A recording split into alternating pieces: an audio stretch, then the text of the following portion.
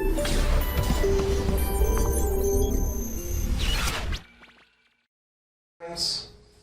हैं दोस्तों? बहुत अच्छे होंगे आप सब। और दोस्तों आज हम लोग बात करने वाले हैं अपने चैप्टर में कुछ एक अलग कॉन्सेप्ट की। दोस्तों अभी तक हम लोगों ने ये चीज देखी कि नाइट्रोजन स्थिरीकरण कैसे होता है। हमने देखा कि आखिर किस तरीके से नाइट्रोजन को स्थिरीकरण किया जाता है, क्योंकि आपको पता है वायुमंडल के अंदर नाइट्रोजन की मात्रा तो सर्वाधिक होती है, मगर उसके बाद भी जो वायुमंडल में नाइट्रोजन है वो क्रियाशील नहीं होती, यानी कि अक्रिय गैस होती है।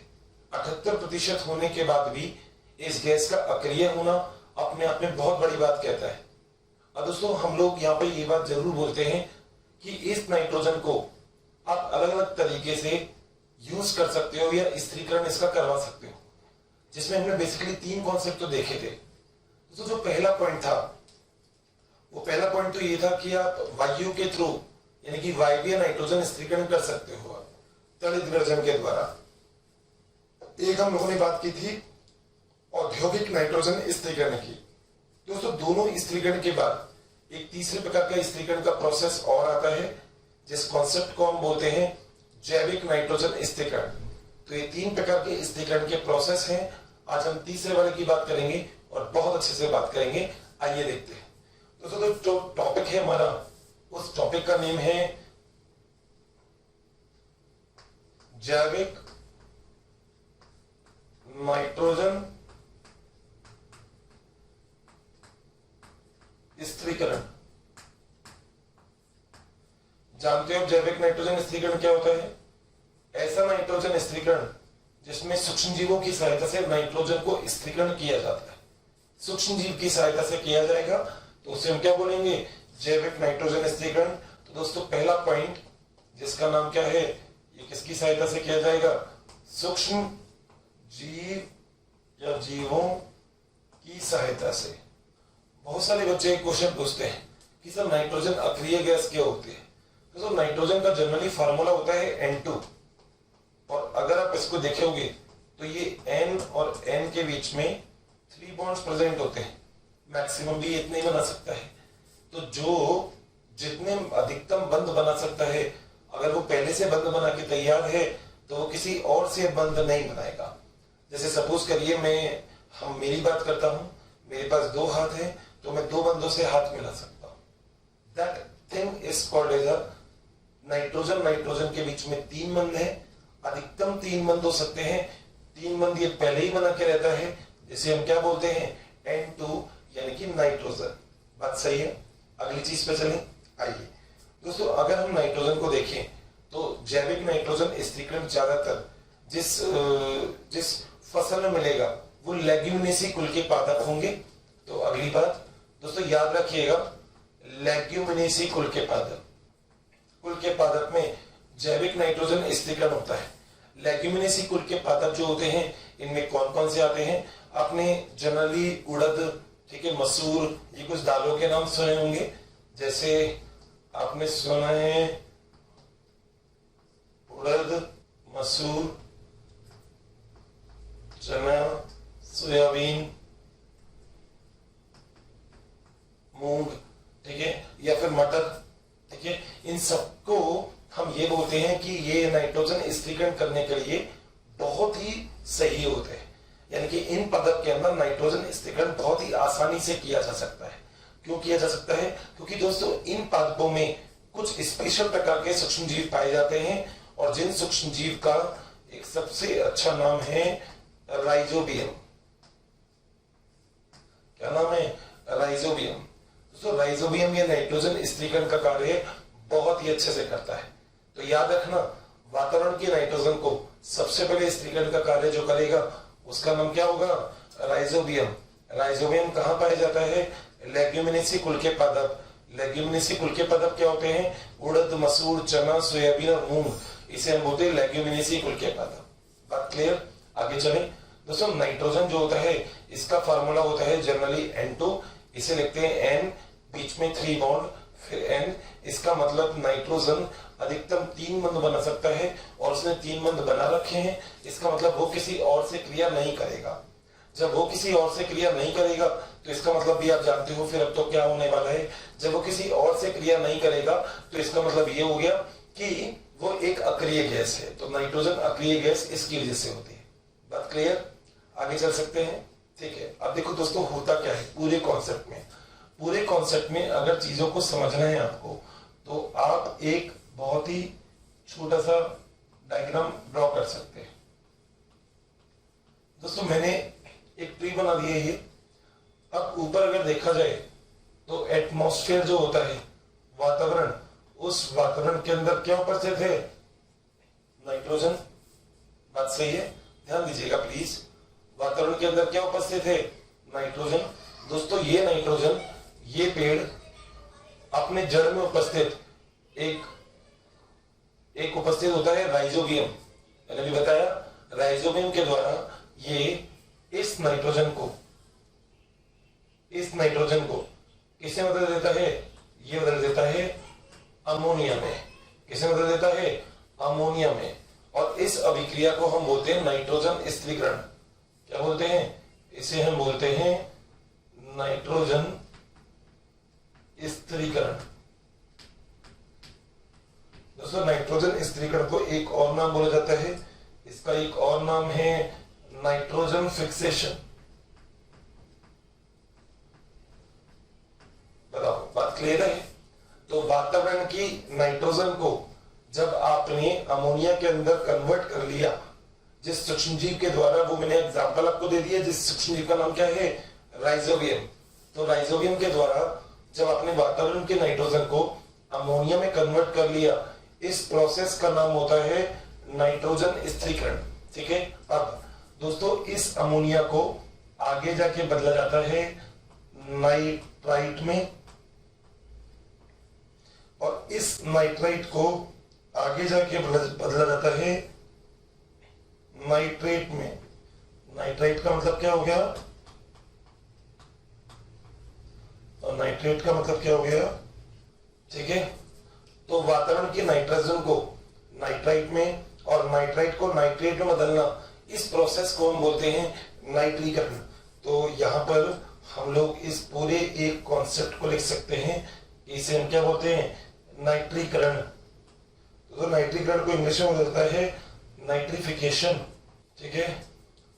नाइट्रेट को बदल दिया आपने नाइट्रेट में, और इस नाइट्रेट को आप वापस से वातावरण की नाइट्रोजन के अंदर दोबारा से कन्वर्ट कर देते हो, और इस पूरी अभिक्रिया को हम क्या बोलते हैं? इसे हम बोलते हैं विनाइट्रीकरण। दोस्तों विनाइट्रीकरण का इंग्लिश में मतलब होता है डीनाइट्रिफिकेशन। ठीक है। अब जो मैं एक बात बता रहा हूं उसको याद करिएगा। वातावरण के नाइट्रोजन को सबसे पहले किसमें कन्वर्ट किया आपने? परिवर्तित किसमें किया? अमोनिया में। वातावरण के नाइट्रोजन को अमोनिया में परिवर्तित करने का कार्य राइजोबियम करते हैं, जो जड़ों में उपस्थित होते हैं। ठीक है, ध्यान दीजिएगा। जड़ों में उपस्थित राइजोबियम वातावरण के नाइट्रोजन को अमोनिया में कन्वर्ट कर देते हैं। इस प्रोसेस को हम बोलते हैं नाइट्रोजन स्थिरीकरण। इस अमोनिया को नाइट्राइट और नाइट्राइट को नाइट्रेट में बदला जाता है। ठीक है। अमोनिया को नाइट्राइट में बदलने का कार्य एक सूक्ष्मजीव करते हैं, जिसे हम बोलते हैं नाइट्रोसोमोनास। ठीक है। और इस नाइट्राइट को नाइट्रेट में बदलने का कार्य भी एक सूक्ष्मजीव करते हैं, जिसे हम बोलते हैं नाइट्रोबैक्टर। तो आप देख रहे हैं यहाँ पे एक चीज, मेरी हेडिंग थी जैविक नाइट्रोजन स्थिरीकरण, यानी कि बायोलॉजिकल नाइट्रोजन स्थिरीकरण। मैं सारा का सारा स्थिरीकरण केवल सूक्ष्मजीव की सहायता से ही करवा रहा हूँ। जितना भी स्थिरीकरण हो रहा है उन सभी स्थिरीकरण में केवल जरूरी चीज क्या है? सूक्ष्मजीव। सूक्ष्मजीव है जो सारा का सारा काम कर देंगे। याद करिएगा, मैंने आपको बोला था कि इस पृथ्वी पे सबसे अच्छा साफ सफाई वाला जो कार्य करता है वो भी सूक्ष्मजीव होता है। सूक्ष्मजीव ही करता है। कहीं पे थोड़ी सी गंदगी होगी, गंदगी का मतलब कोई भी एनिमल मर गया है, तो उस एनिमल को डिकम्पोज करने का कार्य भी कौन करेगा? सूक्ष्मजीव। तो ये सारे कार्य किसके होते हैं? सूक्ष्मजीव के होते हैं। तो हम यहाँ पे सूक्ष्मजीव के नाम से एक छोटी सी बात लिख भी सकते हैं, कोई दिक्कत वाली बात नहीं है इसमें। ठीक है। तो ये वाला पूरा कॉन्सेप्ट समझ में आया। जब दोस्तों नाइट्रेट आपके पास बन गई, तो इस नाइट्रेट को वापस भी जब अपघटित किया जाएगा तो उसके लिए एक सूक्ष्मजीव यूज में नहीं जाता है, जो होता है स्यूडोमोनास। ठीक है। तो यहाँ पे मैं एक सूक्ष्मजीव का नाम लिख रहा हूँ, और ये सूक्ष्मजीव कौन सा है? ये है स्यूडोमोनास डीनाइट्रिफिकेंस। तो स्यूडोमोनास डीनाइट्रिफिकेंस ये एक ऐसा सूक्ष्मजीव है जो सूक्ष्मजीव नाइट्रेट को वापस से एटमॉस्फेयर नाइट्रोजन में कन्वर्ट करने का कार्य करता है। दोस्तों, जो चीज जहां से स्टार्ट हुई वहीं पे ही खत्म हो जाती है। इस चीज को हम नाइट्रोजन साइकिल बोलते हैं। क्या बोलते हैं? नाइट्रोजन साइकिल, या इंग्लिश में बोला जाता है इस चीज को नाइट्रोजन चक्र। देखा जाए तो आप एक चक्र तो बोल ही सकते हो कि एक चक्र हो गया ये। आपने वातावरण से नाइट्रोजन ली और आपने वापस से वो नाइट्रोजन वातावरण को ही दे दी। तो इस पूरी अभिक्रिया को हम क्या बोलते हैं? नाइट्रोजन स्थिरीकरण और नाइट्रीकरण, विनाइट्रीकरण, यानी कि पूरे प्रोसेस में आपने जैविक रूप से नाइट्रोजन को स्थिरीकरण किया है। तीनों सूक्ष्मजीव याद रखिएगा, पहला Rhizobium, Nitrosomonas, Nitrobacter and Pseudomonas denitrificans. ये तीनों एंजाइम बहुत जरूरी है। यहां तक के पॉइंट में किसी को कोई दिक्कत है तो बता सकते हैं। आगे चलें, ठीक है दोस्तों। अगली चीज, अगला हम यहाँ पे एक बात बोल सकते हैं कि यहाँ पे राइजोबियम के अलावा भी कुछ ऐसे जीव होते हैं जो नाइट्रोजन स्थिरीकरण करने का कार्य कर सकते हैं। वो कौन कौन से हैं? तो दोस्तों, कुछ अन्य, अगर मैं सूक्ष्मजीव की बात करूं तो एक सूक्ष्मजीव तो है जिसे हम बोलते हैं एलनस, और एक सूक्ष्मजीव और है बहुत ही इंपॉर्टेंट जिसका नाम है केजुएराइना। क्या नाम है? केजुएराइना। तो ये तीन प्रकार के सूक्ष्मजीव आपको याद रखने हैं। कौन कौन से? पहला हो गया राइजोबियम, दूसरा हो गया एलनस और तीसरा हो गया केजुएराइना। आगे चलें दोस्तों। राइजोबियम की अगर हम बात करें तो याद रखिएगा, जो राइजोबियम होता है ये अगतिशील और अवायवीय होता है। ठीक है, तो ये वाला पॉइंट भी हम यहाँ पे मेंशन कर देते हैं। क्या कि जो राइजोबियम है, राइजोबियम ये क्या होता है? अगतिशील और अवायवीय। दोस्तों, जनरली आप इसको मृतोपजीवी के अंदर भी डाल देते हो, यानी कि मृत कार्बनिक पदार्थों से अपना भोजन क्या करता है? प्राप्त करता है। तो ओवरऑल ये पूरा का पूरा एक छोटा सा कॉन्सेप्ट है, जिस कॉन्सेप्ट को हमें समझना है हमारे इस टॉपिक में, जिसका नाम है जैविक नाइट्रोजन स्थिरीकरण। ठीक है भाई, यहां तक के पॉइंट में किसी को कोई भी दिक्कत है तो बता सकते हैं। कंफर्म, डाउट वाली कोई भी बात नहीं है। अब दोस्तों, हम एक एक स्टेप को बहुत ही डिटेल से पढ़ने वाले हैं। अब हम पहले पढ़ने वाले हैं नाइट्रोजन स्थिरीकरण क्या होता है डिटेल से, फिर हम पढ़ेंगे नाइट्रीकरण क्या है, फिर हम पढ़ेंगे विनाइट्रीकरण क्या है, बहुत अच्छे से कॉन्सेप्ट में। एक्चुअली जड़ों के अंदर नाइट्रोजन स्थिरीकरण के जो जीव हैं वो पाए जाते हैं। तो जड़ों के अंदर ये नाइट्रोजन स्थिरीकरण के जो जीव हैं आखिर ये किस प्रकार से कार्य करते हैं, हमें ये भी अब अपने अपकमिंग लेक्चर्स में बातें देखनी है। ठीक है भाई, कोई दिक्कत नहीं है यहाँ तक नोट करिएगा, फिर आगे चलते हैं। दोस्तों, यहाँ तक की कहानी क्लियर है अच्छे से, कोई डाउट तो नहीं है? चल सकते हैं आगे। देखिए, अभी अब हमको क्या करना है? अभी हमको ये चीज देखनी है कि आखिर कैसे कोई भी सूक्ष्म जीव जिसे हम राइजोबियम कहते हैं वो आखिर किस तरीके से पेड़ पौधों के संपर्क में आता है। अब हमें बस इस चीज को पढ़ना है। ठीक है, आइए जरा देखते हैं। दोस्तों, यहाँ पर जो कॉन्सेप्ट है वो हम स्टार्ट करते हैं डायग्राम के अकॉर्डिंग। देखिएगा, आप लोग जड़ का एक नॉर्मल डायग्राम जानते हैं और आप बना भी सकते हैं, आपने देखा भी हुआ है वैसे तो, कि बाहर की तरफ ऐसे एक स्तर होता है, ऐसे आप एक स्तर बना सकते हैं। थैंक यू स्टूडेंट, हमें इतना प्यार देने के लिए।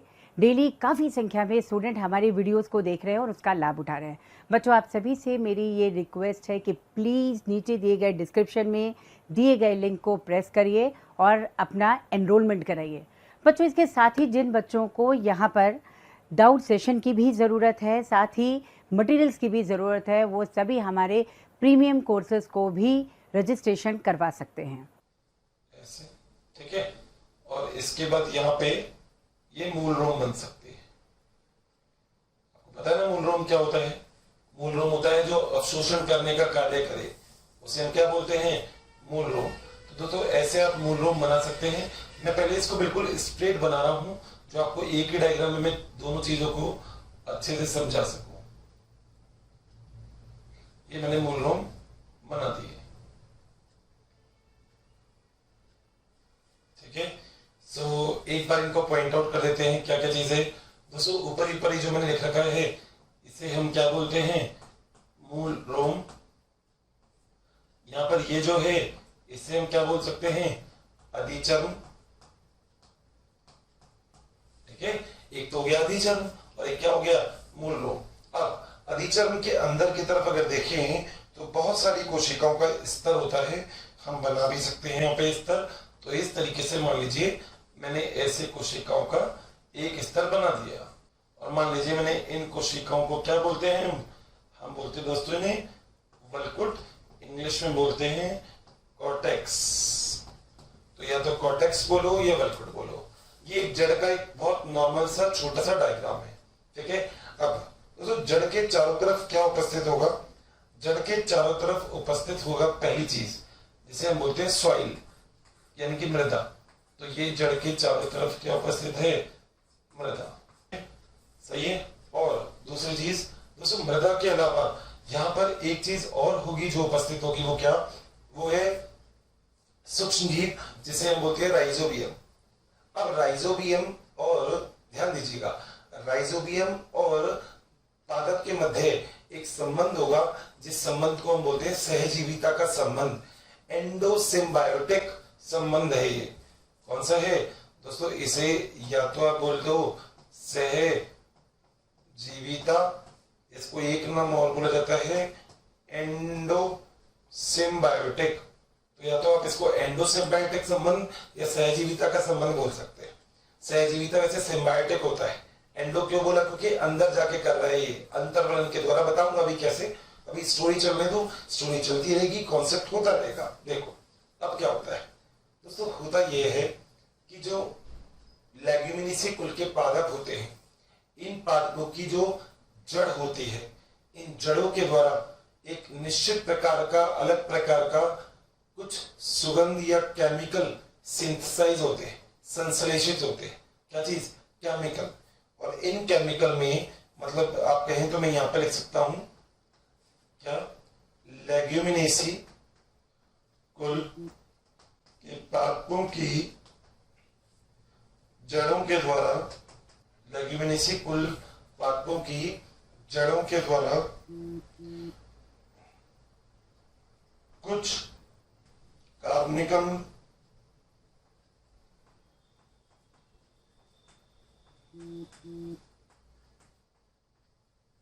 फ्लेवोनॉइड व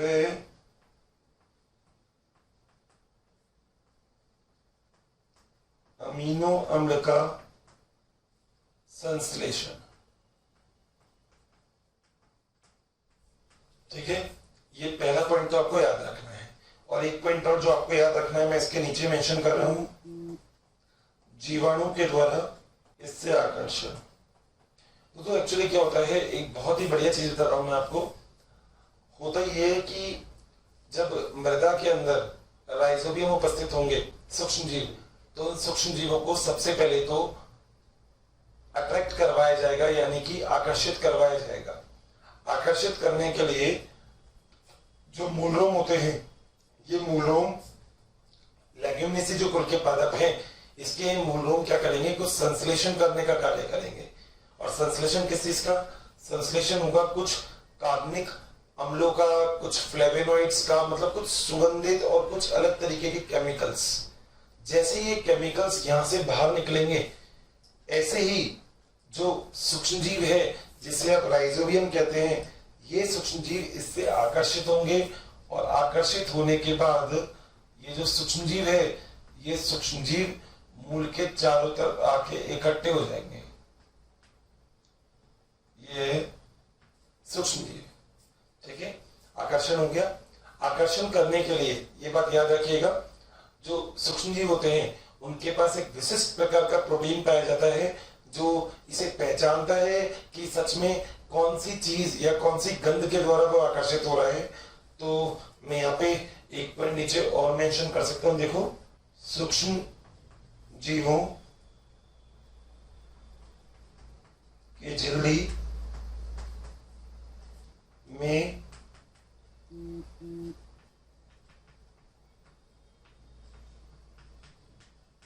रिकेट्सन नामक प्रोटीन ग्राही के बाध्य का अर्थ करते हैं। और सूक्ष्मजीव कौन? जीवाणु। अब देखिए जरा समझने की कोशिश करना एक बार। चीजें तो वैसे आसान है, डायग्राम से चीजें क्लियर हो जाएगी। क्या चीज होती है यहाँ पे दोस्तों? सबसे पहले एक काम होता है वो ये कि जो पेड़ पौधा है, वो पेड़ की जो जड़ है, वो जड़ों के आसपास वो एक पदार्थ को संश्लेषित करती है। जिस पदार्थ को संश्लेषित करने के बाद क्या होगा, आसपास जितने भी सूक्ष्म जीव हैं, उन सूक्ष्म जीवों में से कौन से सूक्ष्म जीव? मैं जीवाणु की बात कर रहा हूँ। वो जीवाणु क्या काम करेंगे दोस्तों? वो जो जीवाणु होंगे, वो जीवाणु अपने उनकी जीवाणु की जो झिल्ली होती है, उन झिल्ली के ऊपर एक प्रोटीन पाया जाता है जिसे हम बोलते हैं रिकेट्सन। याद रखिएगा, इंपॉर्टेंट है। स्पेलिंग में बोल रहा हूं, RHICADHSIN। रिकेट्सन एक प्रोटीन होता है। ये प्रोटीन जीवाणु की झिल्ली पर पाया जाता है। अब ये प्रोटीन आकर्षण करने का, देखने का काम करता है। किससे?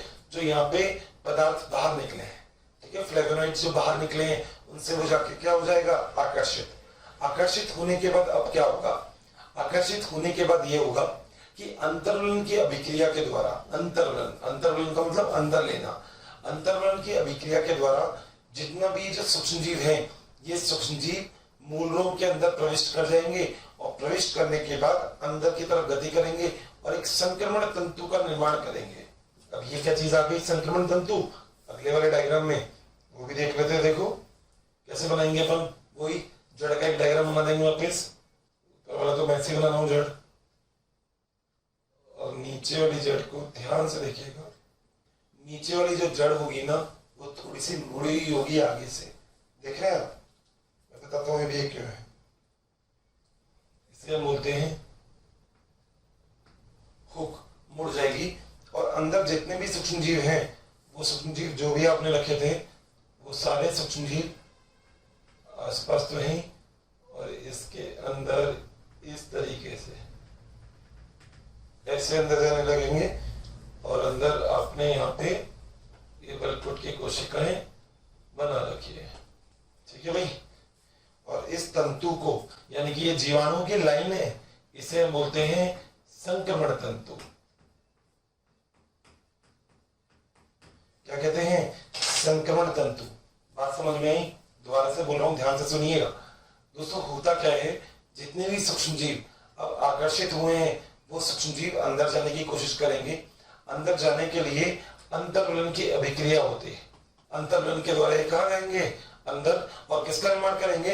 ये एक बहुत ही लंबी एक चेन का निर्माण करेंगे, यानी कि संक्रमण तंतु का। किसका निर्माण करेंगे? संक्रमण तंतु। दोस्तों ऐसा पूछा जाता है कि ये जो जड़ होती है, ये आगे से मुड़ क्यों जाती है? हुक के समान संरचना क्यों बना लेती है? तो जड़ के आगे से मुड़ने का सबसे बड़ा रीजन एक है। क्या? जो जड़ आगे से मुड़ेगी, वो मुड़ेगी बैक्टीरिया में या जीवाणु में एक चीज पाई जाती है जिसे हम बोलते हैं पॉलीसेकेराइड। तो इस पॉलीसेकेराइड की वजह से जो जड़ होती है वो मुड़ जाती है। इस चीज को मैं यहां लिख सकता हूं, पॉलीसेकेराइड द्वारा मूल का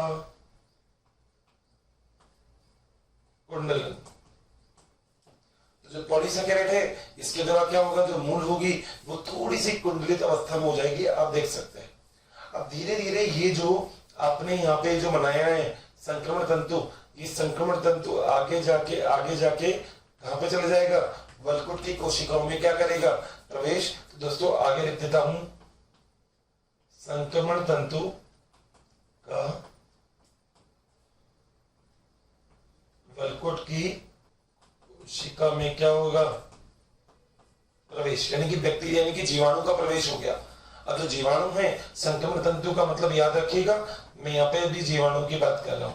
तो जीवाणु जो होगा वो कहां प्रविष्ट कर जाएगा? वो प्रविष्ट कर जाएगा अंदर वलकुट की कोशिकाओं में। देखिए आ गया, बात सही है दोस्तों। जैसे ही वलकुट की कोशिकाओं में आएगा, अब जीवाणुओं के दो भाग अलग अलग कार्य करेंगे। कौन कौन से? देखिए दोस्तों, एक भाग तो एक काम करेगा। वो क्या काम होगा? एक पहले भाग का कार्य तो ये होगा कि पहला वाला भाग तो बैक्टीरियोइड का निर्माण करेगा। किसका? जितने भी हम अंदर आ गए उनमें से एक तो निर्माण करेगा बैक्टीरियोइड का। दोस्तों बैक्टीरियोइड क्या होते हैं?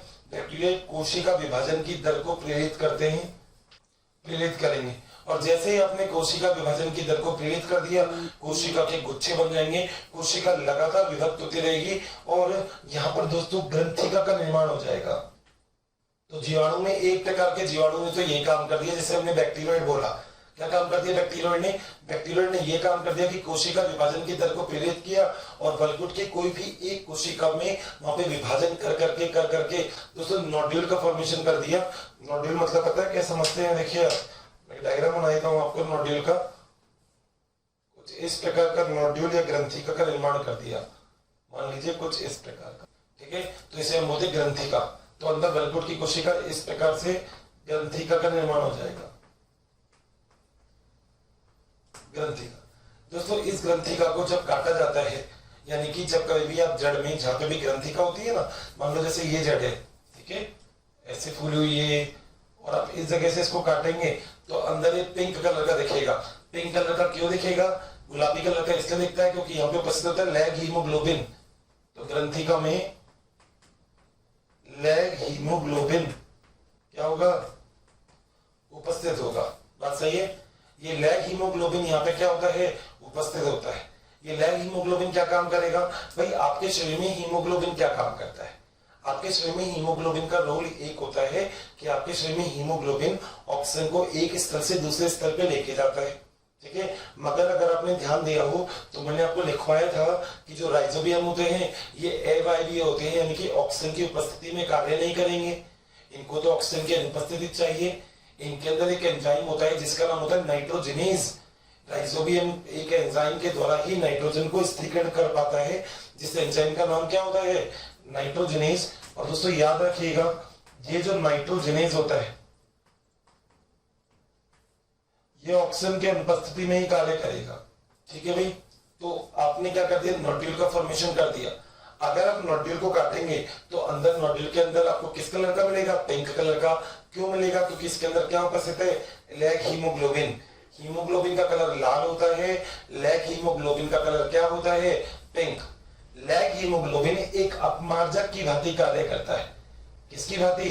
अपमार्जक। ये वाली बात याद रखिएगा दोस्तों। अपमार्जक का मतलब है ऑक्सीजन को वहां से हटा देगा, क्योंकि जिस वल्कुट की जगह पे अब सारे के सारे जीवाणु हैं वहां पे नाइट्रोजन तो स्थिरीकरण करनी पड़ेगी। जब वहां पे नाइट्रोजन को स्थिरीकरण करना पड़ेगा तो वहां से जितना भी ऑक्सीजन है वो सारी ऑक्सीजन को वहां से क्या कर देंगे? बाहर। और ऑक्सीजन को बाहर करने का क्रेडिट किसके पास है? लैग हीमोग्लोबिन के पास। लैग हीमोग्लोबिन सारे ऑक्सीजन को वहां से बाहर कर देगा, तो उस जगह पे ऑक्सीजन की क्या होगी? अनुपस्थिति। तो अब उस जगह पे ऑक्सीजन की अनुपस्थिति होने की वजह से बच्चों काफ़ी संख्या में डेली हमें बहुत सारे कमेंट्स आ रहे हैं कि वी प्लीज़ इस टॉपिक पे वीडियो बनाएं, इस सब्जेक्ट पे वीडियो बनाएं।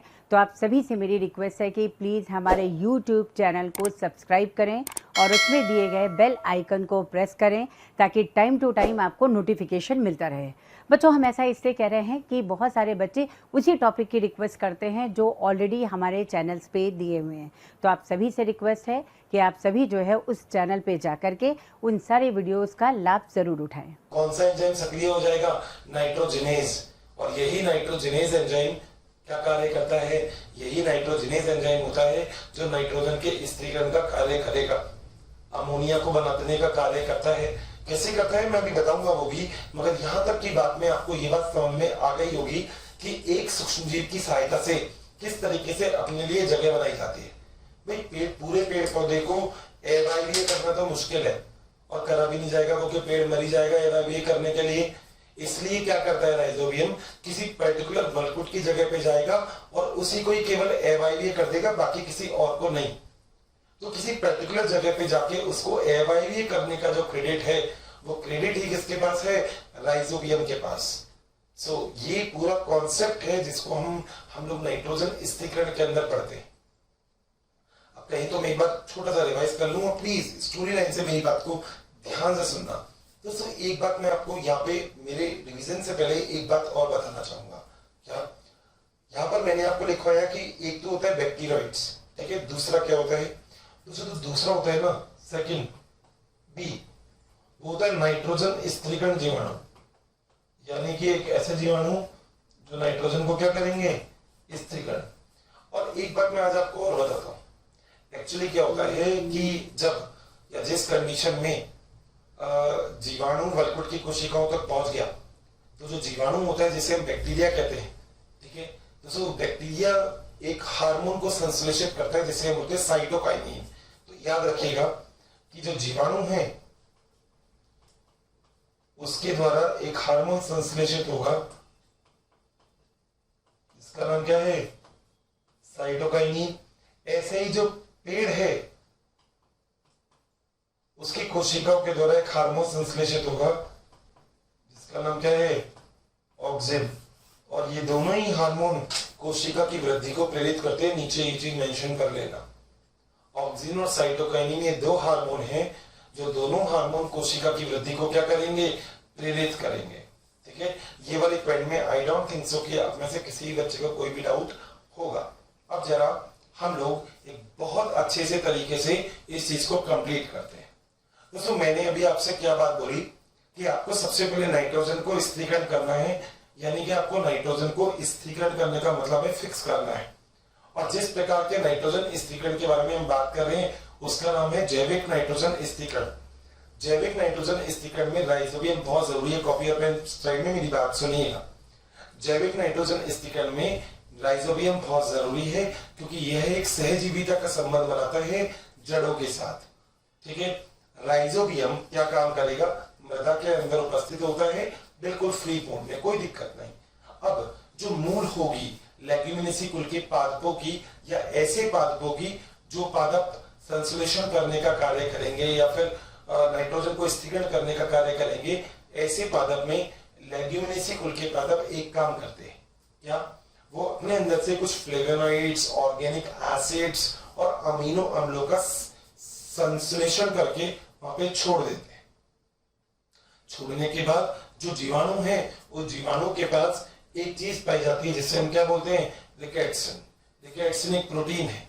जीवाणु का ये प्रोटीन पहचानता है कि यार कहीं से तो कोई ना कोई चीज तो आ रही है, तो जीवाणु आकर्षित हो जाता है किससे, जड़ से। जड़ से आकर्षित होने के बाद जो जीवाणु है वो एक संक्रमण तंतु का निर्माण करता है। यह संक्रमण तंतु मूल रोम से होते हुए, अधिचर्म से होते हुए वल्कुट की कोशिकाओं तक जाके पहुंच जाते हैं। संक्रमण तंतु जीवाणुओं की एक बहुत लंबी लाइन है जिसमें सारे जीवाणु क्रमबद्ध तरीके से एक दूसरे के पीछे हैं। इसे हमने क्या बोल दिया, संक्रमण तंतु। आगे जैसे ये वल्कुट की कोशिकाओं तक पहुंचेगी, वल्कुट की कोशिकाओं में जाने के बाद अब ये जीवाणु दो प्रकार के कार्य करेंगे। या तो एक कार्य होगा बैक्टीरियोइड का। बैक्टीरियोइड का मतलब जिन जीवाणु होंगे वो कोशिका की वृद्धि को प्रेरित करेंगे। वृद्धि को प्रेरित करने के लिए जीवाणु से साइटोकाइनिन और पेड़ से यानी कि पौधे की जड़ों से ऑक्सीजन का संश्लेषण होता है वल्कुट की कोशिकाओं से। जब ऐसा संश्लेषण होगा तो वहां पे कोशिकाएं विभाजित होती जाएंगी और कोशिकाओं में समसूत्री विभाजन होता जाएगा। याद रखिएगा, सब कुछ लिखना है आपको। इस समसूत्री विभाजन के द्वारा कोशिकाओं को एक गुच्छा बन जाएगा जिसे हम ग्रंथिका या नोड्यूल कहते हैं। इस ग्रंथिका में एक और एलिमेंट या वर्णक उपस्थित होगा जिस वर्णक का नाम लैग हीमोग्लोबिन है। ये लैग हीमोग्लोबिन एक ऑक्सीजन अपमार्जक के रूप में कार्य करता है। क्योंकि नाइट्रोजन को स्थिरीकरण करने के लिए जीवाणुओं के पास जो जीन उपस्थित है जिसे हम क्या बोलते हैं, नाइट्रोजिनेज। ये नाइट्रोजिनेज एंजाइम तभी कार्य करेगा जब ऑक्सीजन की अनुपस्थिति होगी। तो जब सारे के सारे सूक्ष्मजीव यहाँ पे आ गए और यहाँ पे एक इस तरीके की ग्रंथिका का फॉर्मेशन हो गया, तो इस ग्रंथिका में से जितनी भी ऑक्सीजन है उन सब ऑक्सीजन को हटाया जाता है क्योंकि नाइट्रोजनेज से नाइट्रोजन को स्थिरीकरण करवाना है। जब सारी ऑक्सीजन को वहां से हटाया जाएगा तो हटाने के लिए जो वर्णक कार्य करता है उस वर्णक का कार्य होता है लैग हीमोग्लोबिन, नाम है उसका। ठीक है, तभी आप कभी भी ग्रंथिका को काटते हो तो वो पिंक कलर की दिखती है। इसका मतलब उसके अंदर क्या उपस्थित है, लैग हीमोग्लोबिन। अगली चीज, अब फाइनली जो नाइट्रोजन है वो स्थिरीकरण करने का कार्य पेड़ पौधे बहुत ही अच्छे से करने की कोशिश करते हैं। बस ये बात वो है जो हमें पूरे कॉन्सेप्ट के अंदर समझनी है। ठीक है, पूरे कॉन्सेप्ट में एज इट इज, तो उसमें बिल्कुल भी डाउटफुल चीज मत रखिएगा। ठीक है, यहां तक प्लीज एक बार नोट करिएगा, फिर हम आगे चलते हैं। ठीक है, समझ में आ गया होगा, कोई दिक्कत नहीं है ना। ठीक है, नोट करिएगा, आगे चलते हैं। जितना कुछ अभी तक बताया क्लियर है। आगे चल सकते हैं वो, ठीक है, कोई दिक्कत तो नहीं है। चलिए दोस्तों, अब हमने जिस एंजाइम के बारे में बात की थी जरा उसके बारे में बात कर लेते हैं आज। And that enzyme is called as a nitrogenase. दोस्तों याद रखिएगा, लगभग जितने भी एंजाइम होते हैं ना प्रकृति पे, वो सभी प्रोटीन से मिलकर बने होते हैं।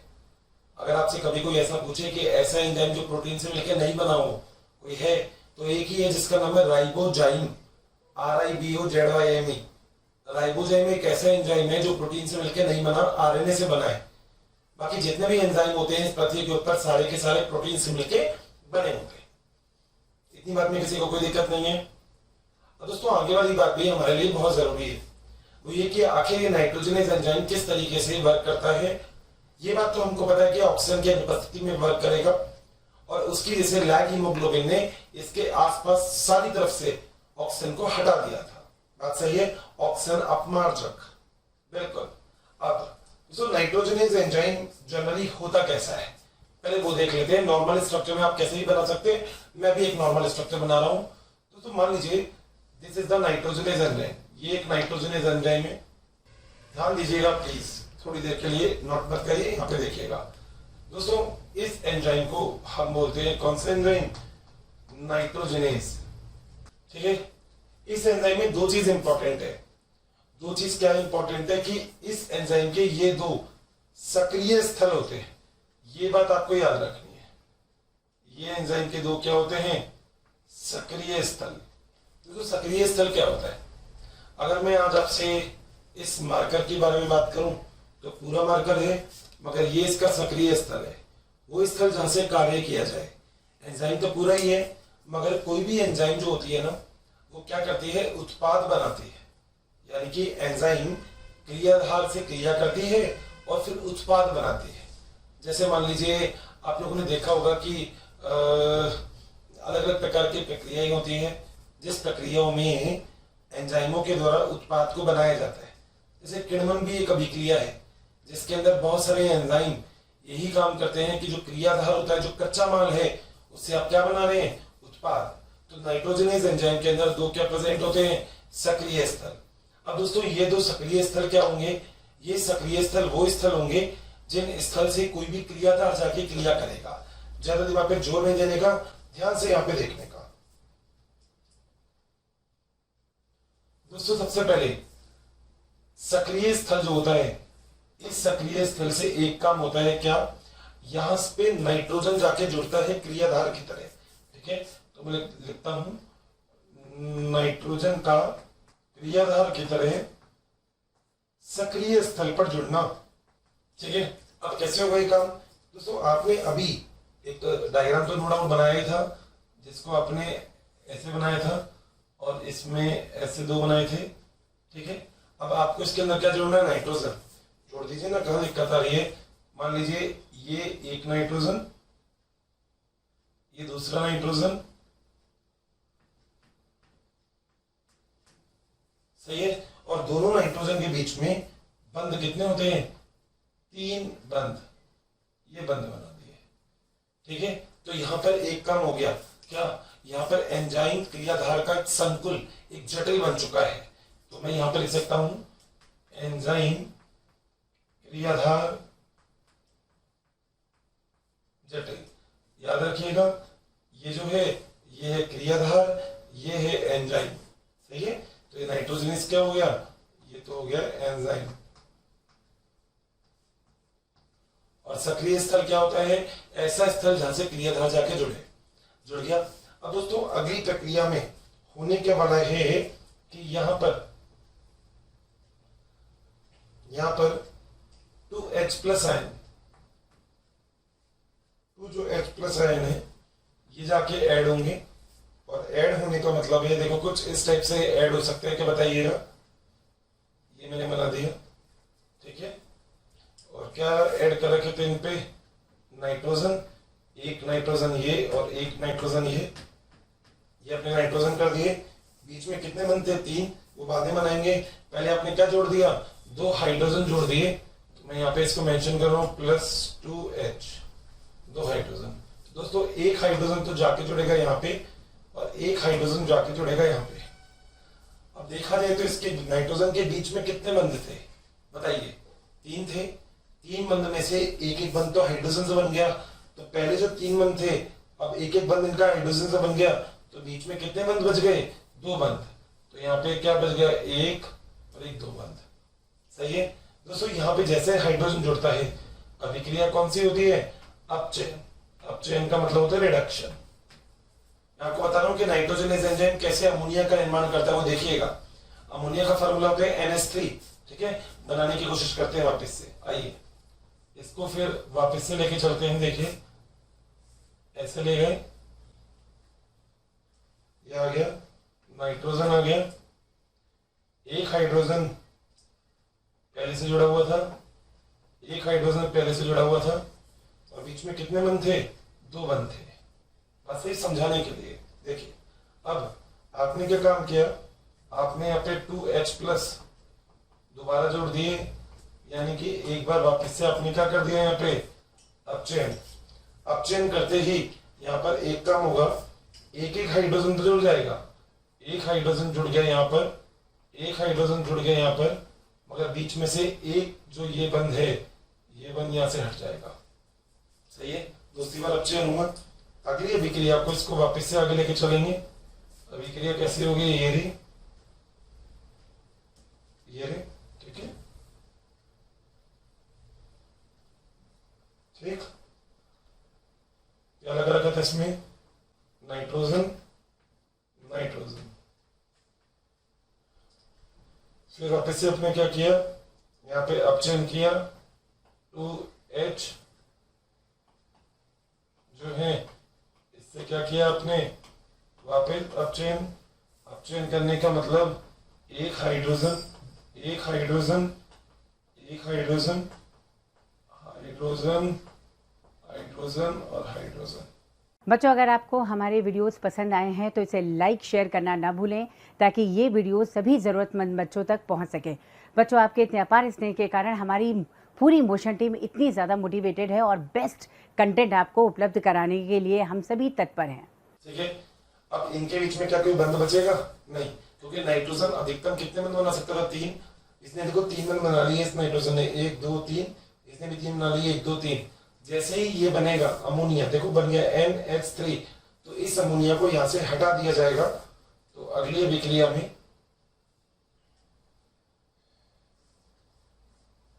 ये तो आपका एंजाइम हो गया, और यहां से जो चीज हटी है वो क्या है? वो है अमोनिया, नाइट्रोजन, और इसके ऊपर 3 हाइड्रोजन। ठीक है, तो यहाँ पे ये एंजाइम वापस से फ्री हो गया, जिसको आप वापस से क्या कर सकते हैं? प्रयोग कर सकते हैं। इसका मतलब पूरी अभिक्रिया में आपको बस एक चीज याद रखनी है, और वो एक बात ये कि जैसा आपने एंजाइम लिया था आप वैसे ही एंजाइम वापस से प्राप्त कर सकते हैं। याद रखिएगा, हम एक बात भी लिखते हैं एंजाइम के लिए, हम बोलते हैं एंजाइम अभिक्रिया के अंत में वैसा ही रहता है जैसे आपने उसको शुरू में लिया था। तो ये पूरा की पूरी अभिक्रिया है कि नाइट्रोजनस एंजाइम के द्वारा किस तरीके से अमोनिया का निर्माण किया जाता है। ठीक है, सो नाइट्रोजनस एंजाइम के द्वारा क्या बनाया जाता है? अमोनिया। कैसे किया जाएगा वो पूरा प्रोसेस है। कैसे करते हैं जरा एक बात के लिए वापस से देख लेते हैं। दोस्तों हमने सबसे पहले एक एंजाइम लिया जिसका नाम क्या था? नाइट्रोजनेज। नाइट्रोजन एंजाइम के ऊपर 2 सक्रिय स्थल होते हैं, यानी कि यहाँ पे 2 क्रियाधार जुड़ सकते हैं। अब N2 का फार्मूला होता है NN, बोला था, और NN के मध्य कितने बंद होते हैं? 3 बंद होते हैं। ये बात भी हम लोगों ने डिस्कस कर ली थी। सबसे पहले वातावरण से नाइट्रोजन आके यहाँ पे नाइट्रोजन एंजाइम पे चिपक गई, आ गई, और यहाँ पे क्या बन गया? एंजाइम। ये क्या जुड़ गए? क्रियाधार। तो ये बन गया एंजाइम क्रियाधार जटिल बन गया। अब क्या करना है आपको? अब यहाँ पर आपको हाइड्रोजन को जोड़ना है। कितनी बार भैया? हाइड्रोजन उतनी बार जोड़ सकते हैं जितने इसके अंदर बंद है। पहली बार हाइड्रोजन जोड़ोगे, दूसरी बार ये फर्स्ट टाइम है, ये सेकंड टाइम, और ये थर्ड टाइम हाइड्रोजन जोड़ोगे। पहली बार हाइड्रोजन जोड़ा तो एक एक बंद इन्होंने नाइट्रोजन हाइड्रोजन से बना दिया। बीच में पहले 3 बंद थे, अब 2 बंद रह गए। ठीक है, दूसरी बार वापस से एक और हाइड्रोजन जोड़ा, बीच में 2 बंद थे, अब एक बंद रह गया। फिर दोबारा से हाइड्रोजन जोड़ा, बीच में अब एक बंद था, वो भी खत्म हो गया, अमोनिया अमोनिया बन गया। जैसे ही उत्पाद बन जाता है वैसे एंजाइम इसको छोड़ देता है। एंजाइम ने इन अमोनिया को क्या कर दिया, फ्री, और एंजाइम वापस से पहले वाली अपनी पुरानी स्थिति में आ गया है। इस अभिक्रिया को बोलते हैं हम नाइट्रोजनेज एंजाइम के द्वारा अभिक्रिया को संपूर्ण करना। इस पूरे लेक्चर में आपको मेरी एक बात बहुत अच्छे से समझनी है, और वो चीज ये है कि अगर आपके पास कभी भी एंजाइम उपस्थित है तो एंजाइम को कार्य करने के लिए उसके आसपास की कंडीशन को वैसा बनाया जाता है। भाई पढ़ाई के लिए आसपास की कंडीशन को पढ़ने लायक बनाया जाएगा, ऐसे ही एंजाइम जब कभी भी कार्य करेगा तो उसके आसपास की कंडीशन को वो अपने अनुसार बनाता है। अगर एंजाइम अपने आसपास की कंडीशन को अपने अनुसार बनाएगा तो वो इजीली कार्य करवा सकता है। तो ये आसानी से कार्य करने की एक पद्धति है जो नाइट्रोजनेज एंजाइम के द्वारा होती है। याद रखिएगा, अभी के पूरे लेक्चर में थोड़ा सा बस कॉपी बाद में, पहले ध्यान से सुनिए। अभी पूरे लेक्चर में मैंने आपको यही बात बताई है कि जो एंजाइम होते हैं वो एंजाइम किस तरीके से कार्य करेंगे, एक बात। दूसरा, मैंने आपसे बोला राइजोबियम क्यों नाइट्रोजन को स्थिरीकरण कर पाता है, क्योंकि उसके बाद नाइट्रोजनेज एंजाइम उपस्थित होता है। नाइट्रोजनेज एंजाइम नाइट्रोजन को स्थिरीकरण कर सकता है, इसलिए उसको वो बहुत इंपॉर्टेंट है उसके लिए।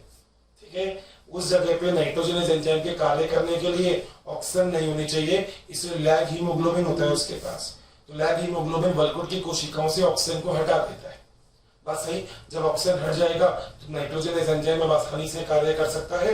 नाइट्रोजन का स्थिरीकरण हो गया किसके रूप में, अमोनिया के रूप में। एंड इन दिस प्रोसेस, इस पूरे प्रोसेस को हम बोलते हैं नाइट्रोजन स्थिरीकरण। बात समझ में आई है पूरा अच्छे से। दोस्तों ये 2 डायग्राम बहुत जरूरी है, एज इट इज ये दोनों डायग्राम आप लोगों को ड्रॉ करने हैं। इन दोनों डायग्राम से बहुत सारे क्वेश्चन अराइज होते हैं। सो ये क्वेश्चन ही बन सकता है और ये ऑब्जेक्टिव में भी आने के लिए बहुत ज्यादा चांसेस होते हैं इसके।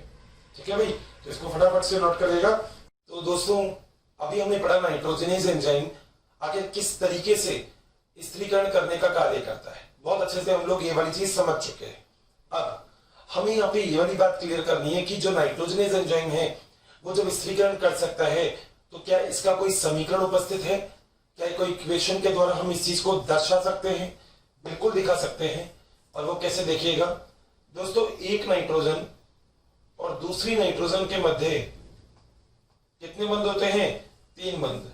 सही है, इसमें दोस्तों हम ऐड कर देते हैं क्या 8 तो इलेक्ट्रॉन, ठीक है, और साथ साथ 8 प्रोटॉन प्लस 16 एटीपी, क्योंकि इसके अंदर ऊर्जा की जरूरत होती है। ठीक है, फाइनली जो हमारे पास उत्पाद बनता है वो उत्पाद क्या बनता है, इन सभी क्रियाओं के द्वारा जो उत्पाद बनता है वो बनता है अमोनिया। 2NH3 को हम क्या बोलते हैं, अमोनिया। और अमोनिया के साथ यहाँ पे बनता है हाइड्रोजन, प्लस यहाँ पे बनती है 16 ADP प्लस 16 IP बोल सकते हैं ये। ठीक है, अब क्या क्या चीजें जरा थोड़ा सा देखते हैं। देखो दोस्तों, मैं आपको अभी ये चीज बता रहा हूं कि एग्जैक्टली आप लोगों को किस किस चीज की जरूरत है अगर आपको नाइट्रोजन स्थिरीकरण करना है तो, और नाइट्रोजन स्थिरीकरण की एक इक्वेशन क्या हो सकती है। आपने नाइट्रोजन लिया था और नाइट्रोजन के बाद आपने किसका निर्माण कर दिया, अमोनिया का।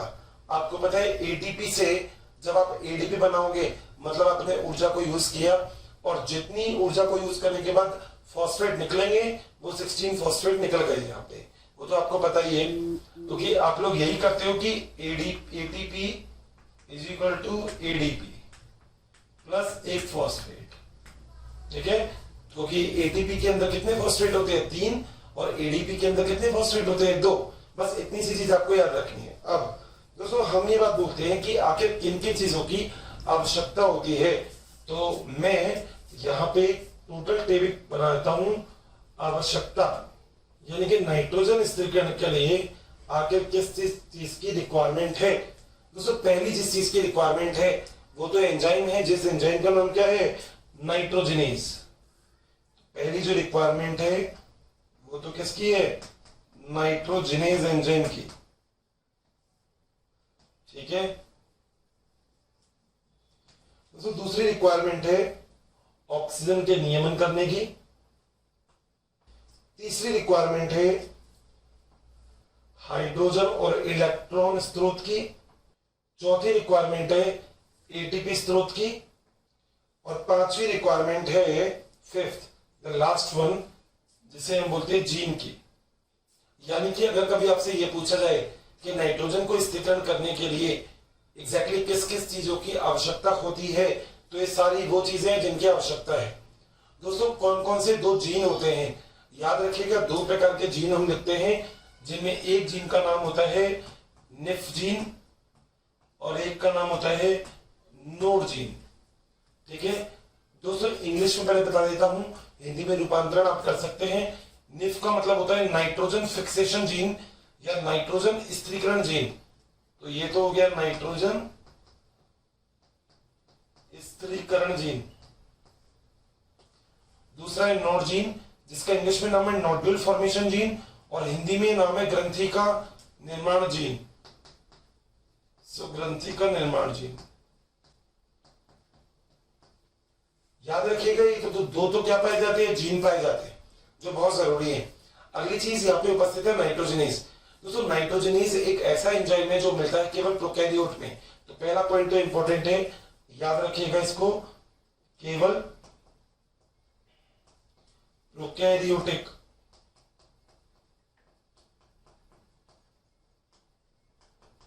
में उपस्थित। ठीक है, दूसरी बात ऑक्सीजन के प्रति संवेदनशील। और तीसरी चीज दोस्तों, इसमें 2 उपिकाई होती है। ठीक है, एक उपिकाई होगी छोटी जो उपिकाई होगी वो याद रखिएगा बनी होती है आयरन सल्फर प्रोटीन से। ठीक है, और इसमें ऐसे ही एक उपिकाई कौन सी होगी, बड़ी, और बड़ी उपिकाई बनी होती है मोलिब्डेनम और आयरन प्रोटीन से। ये चीज आपको याद रखनी है नाइट्रोजनेज एंजाइम के लिए। अगली चीज दोस्तों, ऑक्सीजन का नियमन भी बहुत जरूरी है, और ऑक्सीजन के नियमन के लिए उपस्थित होता है कौन सा, लैग हीमोग्लोबिन। मैंने आपसे बोला था लैग हीमोग्लोबिन एक ऐसा एंजाइम होता है जो या आप कह सकते हैं एक ऐसा वर्णक है जो उस जगह से ऑक्सीजन को अपमार्जित कर देता है, बाहर निकाल देता है। तो बाहर निकालने के लिए जिस प्रकार के वर्णक को हम उपयोग करेंगे उस वर्णक का नाम क्या है, लैग हीमोग्लोबिन। बात क्लियर है। अगली चीज दोस्तों, हाइड्रोजन में इलेक्ट्रॉन का स्रोत, हाइड्रोजन और इलेक्ट्रॉन प्राप्त होते हैं NADH2 FADH2 से। और ये NADH2 और FADH2 कहां से प्राप्त होते हैं, प्रकाश संश्लेषण से। ऐसे ही एटीपी स्रोत दोस्तों, एटीपी स्रोत प्रकाश संश्लेषण और श्वसन से प्राप्त होता है। तो ओवरऑल आज के इस लेक्चर में हम लोगों ने क्या क्या बात पढ़ी, हमने पढ़ा कि आखिर नाइट्रोजन का स्थिरीकरण कैसे होता है, पहली बात। दूसरी चीज हमने यहाँ पे ये देखी कि नाइट्रोजन स्थिरीकरण के लिए कौन कौन से एंजाइम जरूरी है। यहाँ पे जिन एंजाइम को हम इंपॉर्टेंट बोलते हैं उन एंजाइम में सबसे इंपॉर्टेंट एंजाइम होता है नाइट्रोजनेज। एक ऐसा एंजाइम, प्लीज सब कुछ छोड़ दीजिएगा, मेरी बात सुनिएगा। एक ऐसा एंजाइम जो नाइट्रोजन को स्थिरीकरण कर सकता है उस एंजाइम को बोलते हैं नाइट्रोजनेज। नाइट्रोजनेज एंजाइम ज्यादातर केवल प्रोकैरियोट में पाया जाता है, यूकेरियोट कोशिकाओं में नहीं पाया जाता। इस प्रकार के एंजाइम में सबसे बड़ी चीज क्या होती है कि ये एंजाइम ऑक्सीजन के प्रति क्रियाशील, मतलब ऑक्सीजन के लिए बहुत ज्यादा क्रियाशील दिखाता है, संवेदनशील होता है ये। मगर याद रखिएगा ये एंजाइम तब बिल्कुल कार्य नहीं करेगा जब ऑक्सीजन की उपस्थिति होगी। तो किस किस चीजों की आवश्यकता होगी अगर आप नाइट्रोजन को स्थिरीकरण करना चाहते हैं? तो पहला आपको जीन की, 2 प्रकार के जीन, जिसमें एक जीन होता है निफ, एक होता है नोड। निफ का मतलब नाइट्रोजन स्थिरीकरण जीन या नाइट्रोजन फिक्सेशन जीन, नोड का मतलब नोड्यूल फॉर्मेशन जीन या ग्रंथि का निर्माण जीन। दूसरा नाइट्रोजनेज एंजाइम, आप जानते हो इसके बारे में अच्छे से। ठीक है, 2 सक्रिय स्थल होते हैं, डायग्राम याद आ गया होगा। तीसरा ऑक्सीजन का नियमन, लैग हीमोग्लोबिन काम करता है, ये वहां से ऑक्सीजन को हटा देता है। ये हाइड्रोजन और इलेक्ट्रॉन का स्रोत जो होता है वो होता है NADH2। दोस्तों वैसे फुल फॉर्म तो आपको याद होनी चाहिए, इसका नाम होता है निकोटियानामाइड एडेनिन डाइन्यूक्लियोटाइड। ठीक है, तो वैसे तो अभी आप NADH2 याद रखिए, अपन आगे फुल फॉर्म इसकी डिस्कस करेंगे। अगला एटीपी का स्रोत, और एटीपी कहां से मिलती है? प्रकाश संश्लेषण और श्वसन के द्वारा पादप को एटीपी प्राप्त होती है।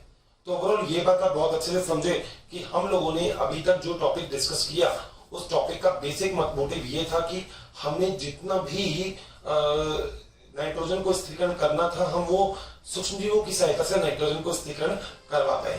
ठीक है दोस्तों, आज के लेक्चर में लगभग एक एक पॉइंट बहुत इंपॉर्टेंट है, प्लीज एज इट इज इसको नोट करिएगा। कोई डाउट हो तो पूछना मत भूलिएगा।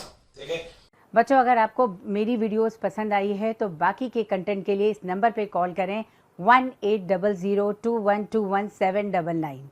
Thank you.